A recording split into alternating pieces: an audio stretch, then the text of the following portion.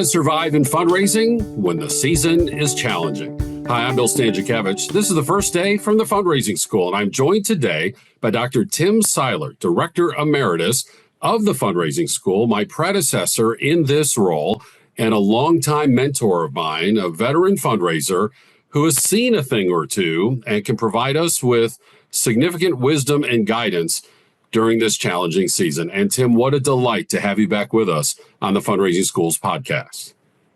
Thank you, Bill. Happy to be here. Always enjoy talking with you and doing anything I can to help the Fundraising School. Well, and people know that because for the decade that I've been associated with the Fundraising School, your name is still mentioned often as somebody, not just with your teaching ability and your expertise, but also your wisdom, your voice of calm and your voice of reason, including when times are difficult. And I can let our audience know I benefited from that wisdom for 17 years leading a nonprofit.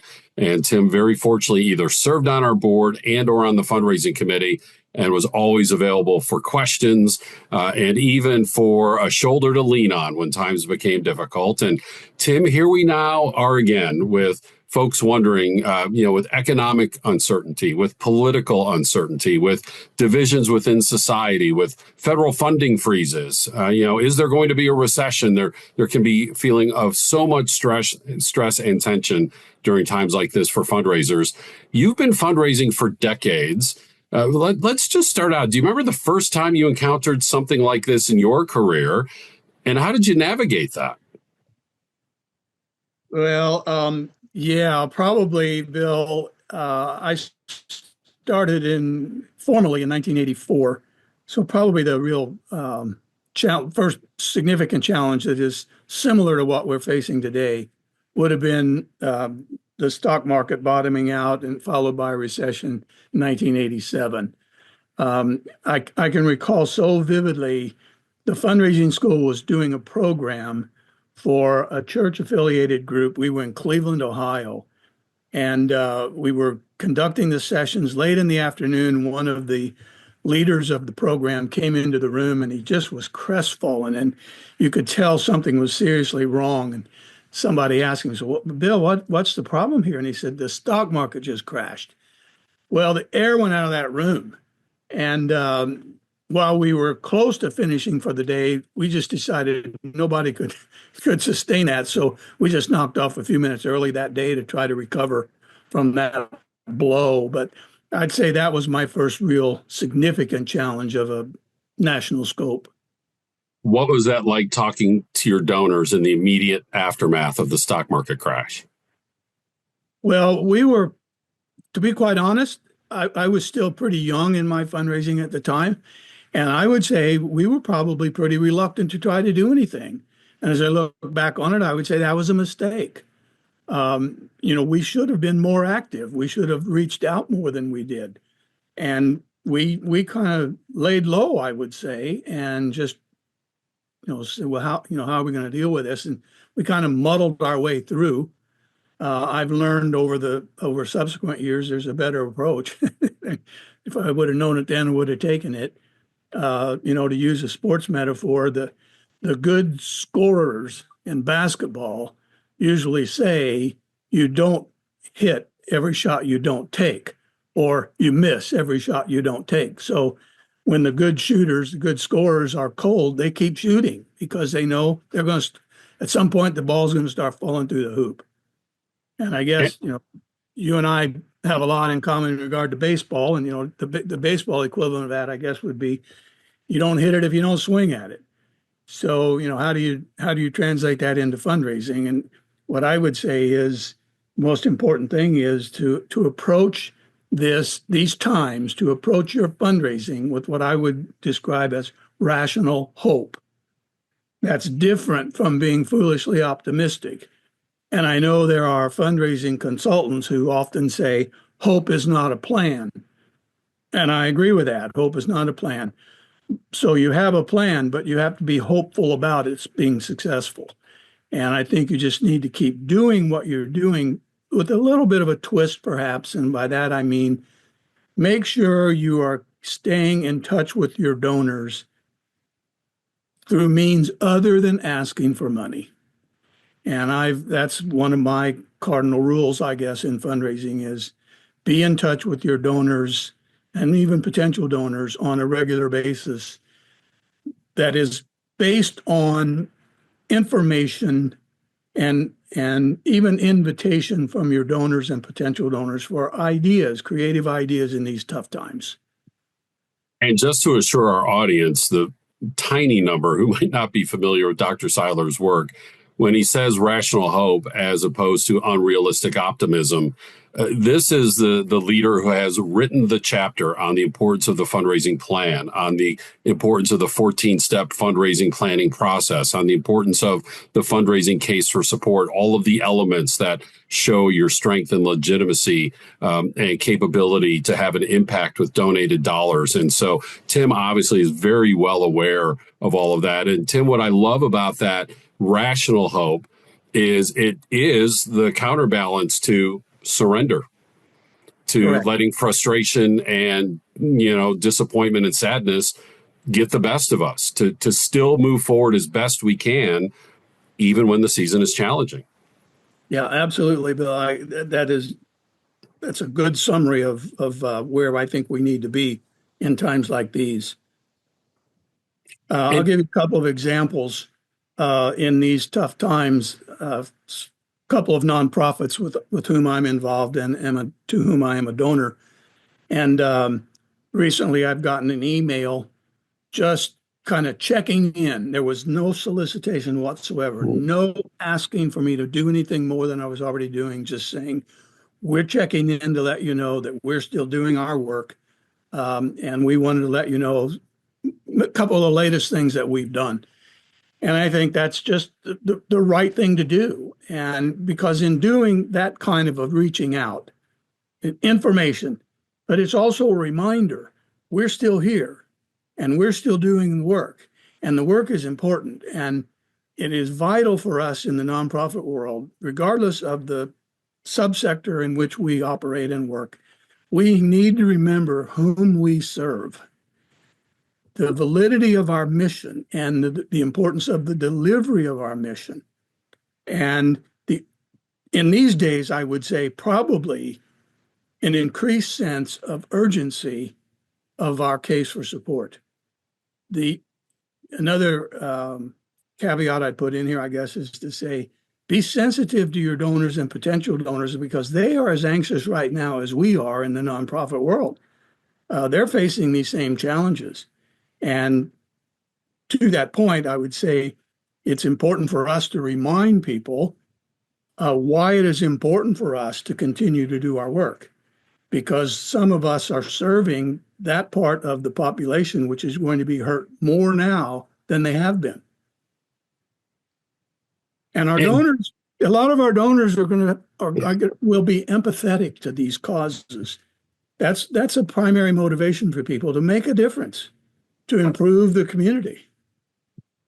And Tim, in the context of the angst that the donors are feeling, I know you had the opportunity to work directly with Henry Rosso, the founder of the Fundraising School, whose definition is that fundraising is the gentle art of teaching the joy of giving. So thinking about the last part of that definition, the joy of giving, if I'm a donor, I don't want to look at my stock portfolio. If I am in or near retirement, I don't want to look at my retirement portfolio. I'm wondering, are there going to be cutbacks where I work if I'm employed? Might I be on the layoff list? What's going to happen to the loved ones I care about in those regards? If we have a huge health setback, are we going to be able to afford that? All of these things. And, I'm going to open up the news and whoever the elected official is going to make an announcement that I may not agree with, and international relations and wars and all the things. And now the fundraiser calls and says, here's what we're doing to make the world a better place. We're having our challenges. Things are tough. We want you to know that because you're a supporter of ours. But in some ways, Tim, we're bringing people not just the joy of giving, but the joy of remembering about the work that we're doing. And in some ways, I would think we're benefiting the donor with that communication. Yeah, I agree with that. The things you just ticked off, Bill, is kind of a handful of things that right now, most of which I'm concerned about myself. So yeah, you really hit home with that. But yes, reminding donors that this organization, because of you and others who have helped us, we've made a difference, a positive difference in the community. We were here yesterday. We're here today. We'll still be here tomorrow. And here's how you can help. And there's a sense of joy in that. I recently made another gift of my own to an organization that is really new for me to support. But when I completed that gift, the sense of satisfaction and joy I had was really, really quite satisfying. Thank you for being transparent about that, Tim. Yeah, times are tough. People have this angst, and the nonprofit calls and says, we're still feeding the hungry, and you're on our team, and we're glad that you are. That just what that can mean during these difficult times. And Tim, the resilience of the donor. I mean, so we started talking about the 87 stock market crash. We think about 9/11, and we think about the Great Recession, think about COVID, again, different wars, different recessions. And one of my favorite illustrations is that 40-year snapshot from Giving USA, and the giving sometimes goes down, but it never goes to zero. Yeah. Somehow, some way, the donor remains resilient. Absolutely. And you used a word that I think is a really important word regarding the human spirit. And your audience has heard me say this before, and I'm going to be redundant here because I'm going to say it again. That this is a quote from William Faulkner in the acceptance of the Nobel Prize, when he says he believes that man will not merely endure, he will prevail. And he says that because the human has a soul, a spirit which is capable of compassion and sacrifice and endurance. That's resilience, the word that you used. And we do bounce back from these things. And what we're dealing with in the nonprofit world a lot of times is what I believe people might describe as problems of the human heart or problems of the human spirit.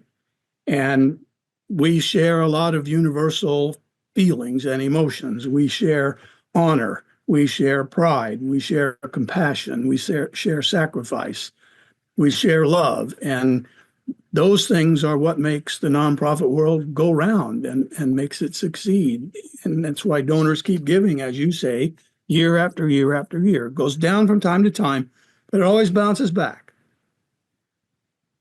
Our school teaches in this pluralistic society, however people think we've gotten here as human beings, philanthropy is intrinsic to who we are as humans. Only 12% of people never donate, according to the data. And again, it doesn't mean they'll always donate the same. It doesn't mean times aren't tough and donations might become zero for a particular time or less. But there certainly is ample opportunity for us to persist. And Tim, one of the things I want to ask you about, and you've been in the classroom more than I'll ever be, do you think sometimes fundraisers are hesitant to admit when they're having a bad day to their donors, that we're supposed to be the righteous people, the noble people, making the world a better place through our nonprofits, that they're almost embarrassed to say, hey, we need to have a budget cut, that it might make them look bad, or having poor management or some such thing? That I just kind of wonder that myself when I teach, that some folks are just too reticent to admit that their organization is struggling a little bit. They don't want to admit that to a donor and make it look like they're not doing a good job. I think you're right. I think that's part of the hesitancy of many people in fundraising, probably still true today. You would know this better than I because I haven't been in the classroom for a few years. But one of the things that always stood out when I was teaching either in the fundraising school or our graduate students in the Lilly Family School of Philanthropy, there was such a pronounced hesitancy to talk about what they do, or to describe themselves as a fundraiser. And certainly then, if there's that reluctance to talk about the work itself, when things do not go well, it just exacerbates that feeling of inadequacy. And I don't know if it's something special only to fundraisers. I suspect other professions feel this as well.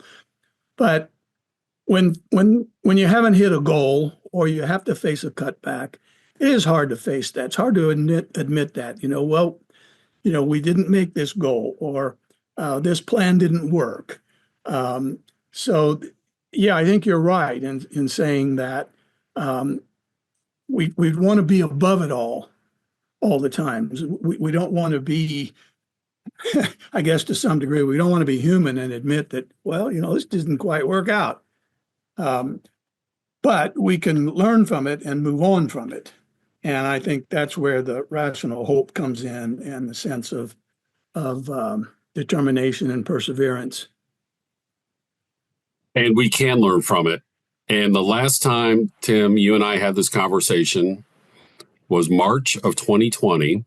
We were sitting in the recording studio. COVID had just been announced.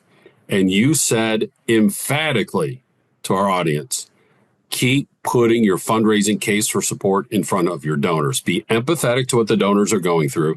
Be transparent about the challenges of your nonprofit, but keep putting that fundraising case for support in front of your donors. Let them decide what they can and cannot do. And Tim, you know the data. We had the 2 best fundraising years in American history during COVID.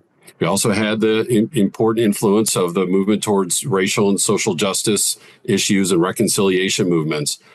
But fundraisers did persist, and so did the donors. And again, it's not to say it's easy, but if it were easy, we wouldn't need fundraisers. We wouldn't need leaders. We just let AI do it, I guess.